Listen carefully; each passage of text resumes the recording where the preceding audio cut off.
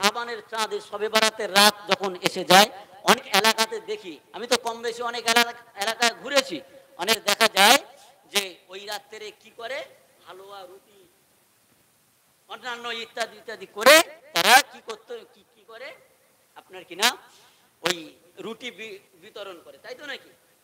আমি বেশি দূরের নাম বলবো না, ফলতা এলাকায় গত বছরে, হ্যাঁ সব জায়গায় হয় তাই তো, না না এবার কয়েকটা এলাকার কথা বলছি। আমি গত বছরে এই রকম শবে বরাতের রাত্রে সেখানে প্রোগ্রামে গিয়েছিলাম। তো শবে বরাত গত বছরে না তার আগের বছরে, যাই হোক গত বছরে না তার আগের বছরে, সে দেখছি বিরাট ব্যাপার,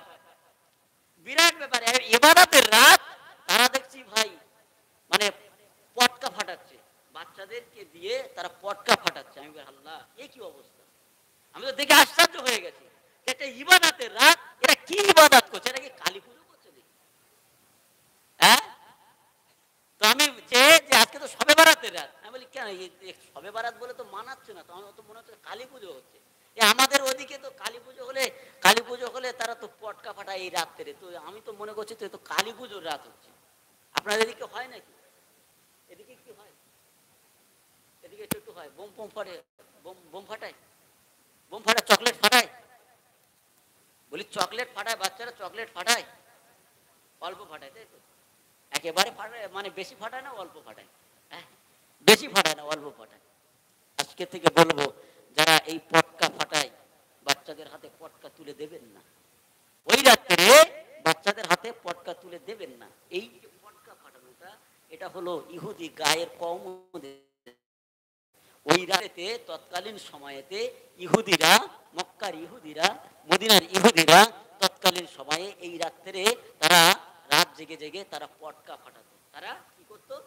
পটকা ফাটাতো। যেমন কালী পুজোর রাত্রে পটকা ফাটানো হয়, ওই রকম তারা ওই ইহুদিরা তারা এই রাত্রিতে তারা পটকা ফাটাতো। আমার রাসূলুল্লাহ বলছে তোমরা যেন ওই ইহুদিদের মতো, ওই নাসারাদের মতো তোমরা যেন গায়ের কমদের মতো তোমরা যেন ওই পটকা ফাটাবে না, তোমরা রুটি ইত্যাদি ইত্যাদি তোমরা করবে না। হ্যাঁ এটা আছে, এটা লেখা আছে, অন্য হাদিসের মধ্যে এসেছে, কিন্তু আমরা অতিরিক্ত বাড়াবাড়ি করে ফেলি, ওই জন্য ইমামেরা তারা লিখেছেন যে এটা বাড়াবাড়ি করার থেকে এটা একটু ছোটখাটো করে পেটটা খালি রেখে দিয়ে আল্লাহর ইবাদতে দাঁড়িয়ে যাও।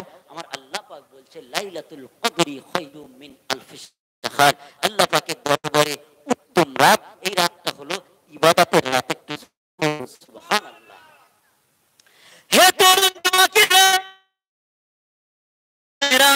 শুনে রেখে দেন, জেনে রেখে দেন, কি কথা বলছি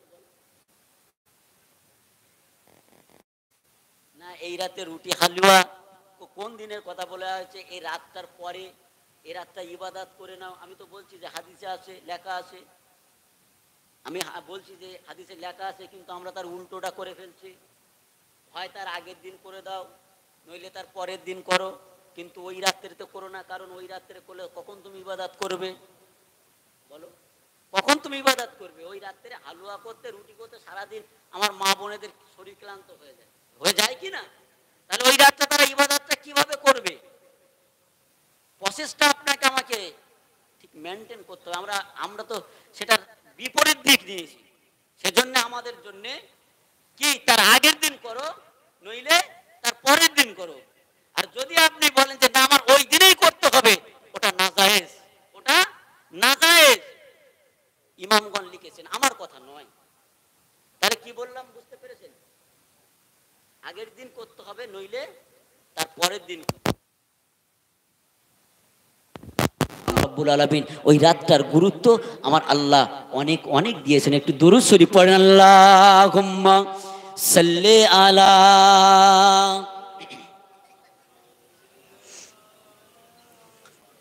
ওয়া আলা আলি